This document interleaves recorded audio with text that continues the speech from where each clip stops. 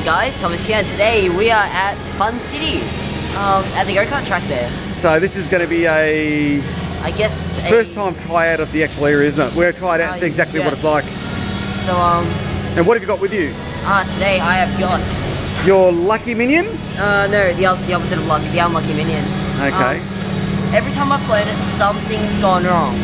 So, well, not really wrong, it's more like a little clip and I happen to have split carbon somehow, but... So it's always cursed? Yeah, basically it's cursed. Anyway, we'll get this happening. Yeah. So here we are with Dale, and Dale's organised this event, or this get-together. What would you call it?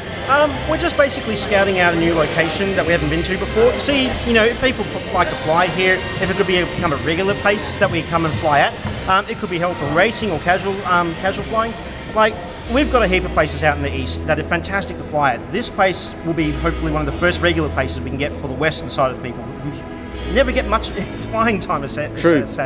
True. So what's your methodology in terms of working out what's going to work and what's not, what direction people are going to fly in, where to set up? How do you work all that out?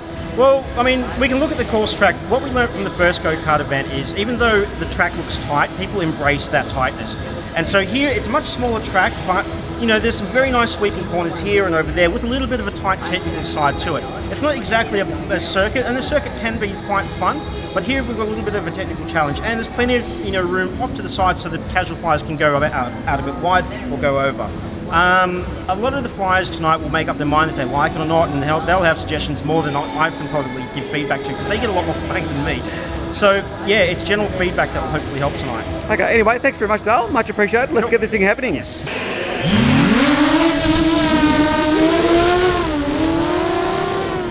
Hi guys, Paul and Thomas here. Hello. And this is you taking off and getting going for your first run. So what were your thoughts on flying the go-kart track?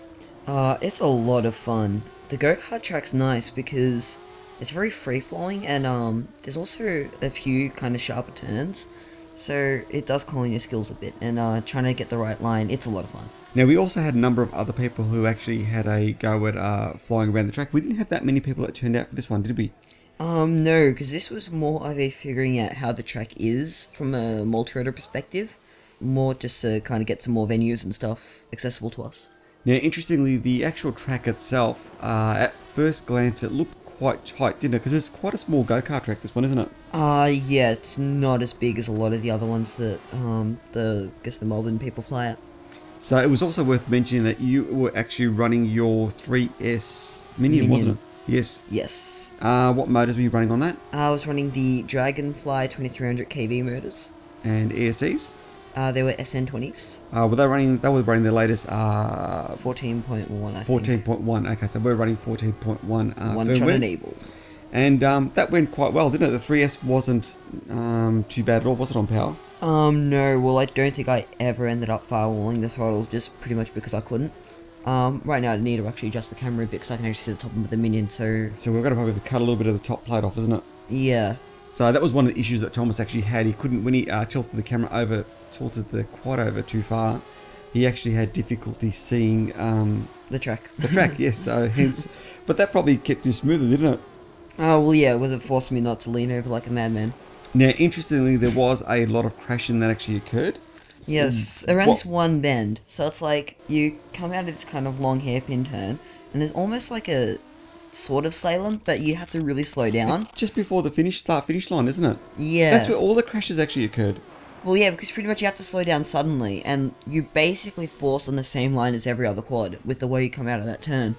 So it's hard to avoid a crash. So you did a number of crashes, lots of props were broken. And well, yeah, we basically got new stock of 5.4s like a couple days ago, and then we burned through most of the stock. Well, not we, I think you burnt through most of them. Well, yeah, you didn't. And it's also worth mentioning too that you actually did damage one of the motors there, didn't you? Yes, I did end up killing my front motor, front left I think it was. Front left that you damaged, yeah. So that's the other thing to keep in mind. If you're doing this sort of racing, it can be a bit hard on the gear, especially crashing into concrete as such.